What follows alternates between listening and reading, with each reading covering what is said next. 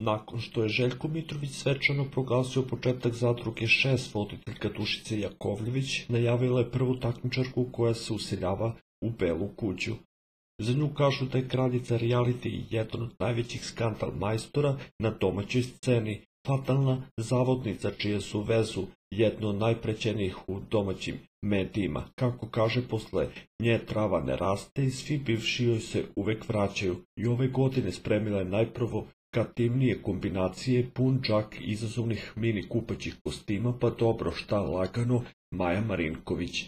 Maja Marinković, kraljica realitija, idem od srca, naravno skandal majstor, možete očekivati šou, ako ste loši, ne piše vam se dobro. Janjuša sam najviše voljela, ali to je završena priča, bit će mi zadovoljstvo da se družim sa dobrim zadrugarima, a ako budu loši, rekla je Maja u svom profilu.